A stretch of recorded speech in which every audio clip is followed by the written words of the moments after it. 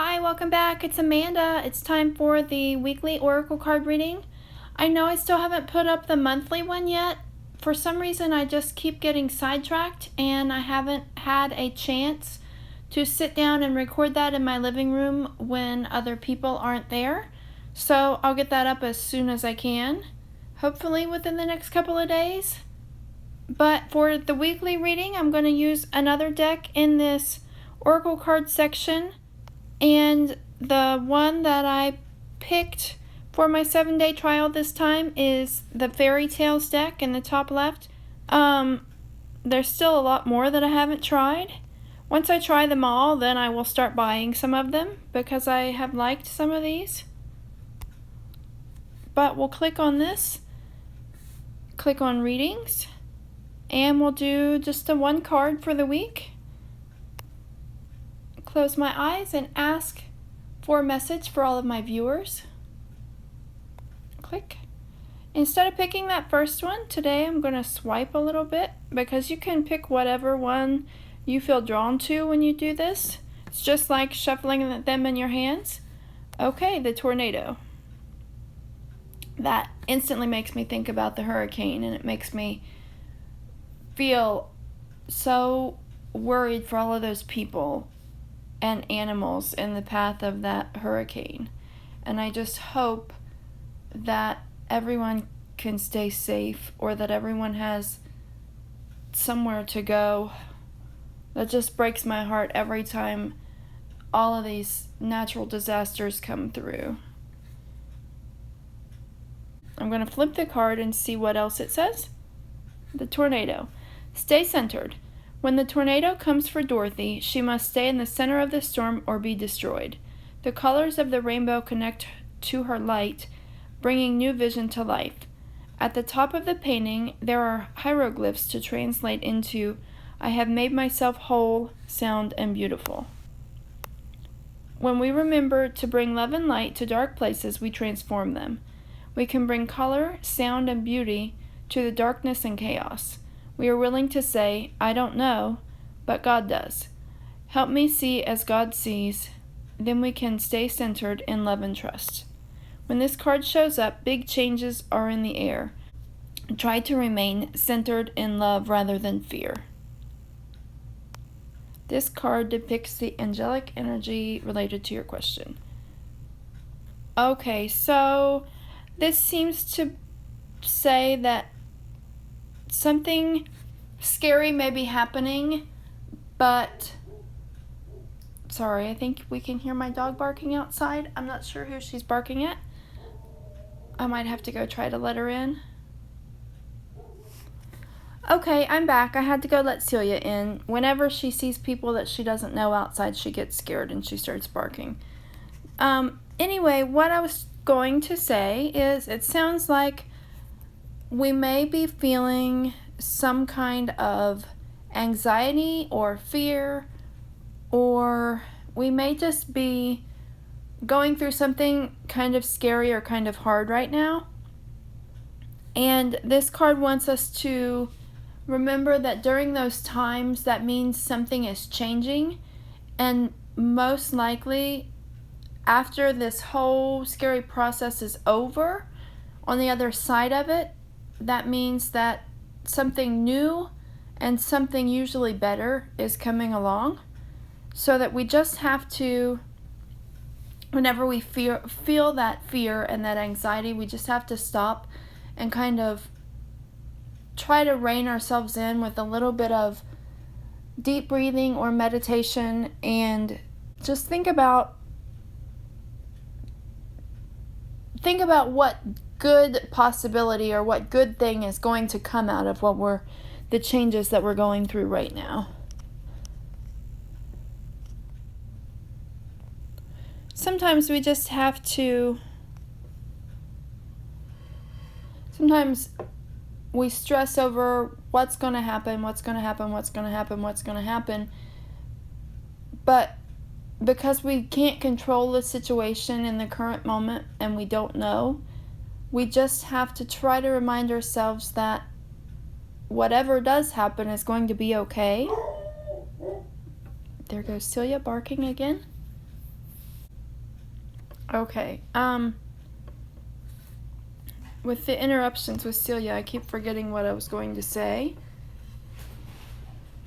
But I think what I want to show you is, before I did this reading, I checked on the card of the day as well. And I wasn't sure what to say about it. But then I checked the fairy tales, and I got something similar to that about, it wasn't that card, but it was about change and it being scary through dark times and through change, but we just have to kind of center and ground ourselves and give our worries over to the divine. And that's kind of what this card of the day one said too. So I'll share it with you as well. It says, Peach Angel Feather, Secret Desire. The angels are aware of our innermost desires and dreams. Hand them over for safekeeping. The peach angel feather is presented to you as a symbol of secret desires. Peach is a mixture of yellow, awareness, and pink, body. The angels are aware that people often keep their most intimate secret desires close to their souls. They are here to assist with this desire so that it does not weigh heavily on your heart. It is time to surrender and release the secret desire to the angels for transmutation. The soul is advanced when one truly releases control. This is particularly important with something that has been held secret and hidden. Talk to your angels about this just like you would your best friend, and feel the freedom from doing so. The angels ask you to remember, when a secret desire is released and then returns, it is heaven sent. It is safe for me to let go of my secret desire. I am releasing my secret desire to my angels for transmutation. Symbols: gentle strength and joy, confidence, truth, and balance, peace, breaking emotional structures and blockages, love expressed through the heart, long life, empathy and harmony, sensual pleasure, sweetness, protection, love of mankind, understanding person, compassionate, sacrifice for the needs of others, communication, and heightened attraction. And to me, these cards kind of go together. The first one we looked at, the tornado, and all of this, it could feel like, tied with this card, it could feel like you want something to happen so bad, but you keep trying and trying and trying, and it never works out for you. But what these two cards, I think, are saying is that you put so much fear and anxiety into them that they're not going to work out for you, that in the end they don't. Like you worry about it so much that you manifest your worst fears coming into being. So what these cards are telling you is, whenever you're worried or whenever you feel anxious about something, or you're going through a change, or you're working really hard for something that you want to happen, you need to talk to your spirit guides, talk to your angels, talk to your God or your goddess or your higher self, or whoever it is that you need to talk to, and tell them what you really want to happen, and then just kind of meditate on that feeling of what you want to happen. As a result of this whole change, of this whole stress, or this whole tornado of effects that's happening to you, get in touch with your innermost self and I'm sorry. I have to stop for the dog barking again. Okay. Get in touch with that innermost desire and hand it over to the divine, and ask for their assistance in bringing your most desired outcome to you.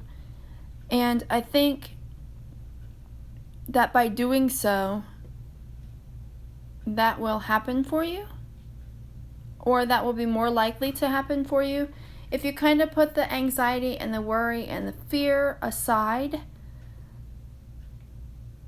through meditation, through I don't know. For me, when I got started with meditation, I got started with meditation through exercise. I would like walk circles in my kitchen to exercise, or I would do yoga, or just any kind of exercise. I used a lot of apps on my phone that I did different exercise workouts through, and through that exercise kind of got me into a meditative state before I actually started meditation with guided meditations. I started kind of centering and getting in touch with my spirituality through exercise. If you don't know how to meditate, or if you've tried meditation apps and it doesn't work for you, find something that you can do that is kind of a repetitive movement or repetitive motion, or like a repetitive thing, something that you do over and over and over until you kind of zone out.